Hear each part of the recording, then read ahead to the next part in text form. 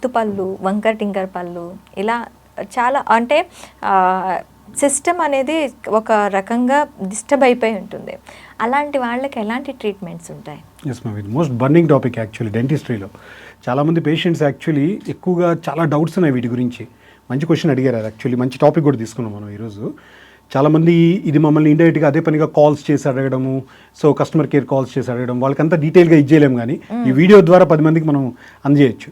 Anyway, దీంట్లో clips అనేటివి, aligners అనేటివి ఒక 2 భాగాలు ఉంటాయి మ్యామ్.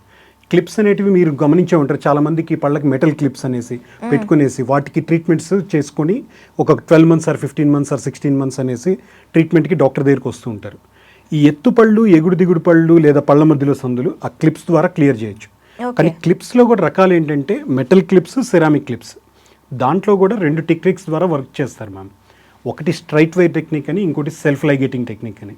స్ట్రైట్ వైర్ టెక్నిక్ అనేది ఒక టైంలో బెస్ట్ ఉంది, దానికంటే ఇప్పుడు సెల్ఫ్ లైగేటింగ్ అనేది ఇంకా ద బెస్ట్ అనేది ఇప్పుడు అది మోస్ట్ అడ్వాన్స్డ్ అనమాట.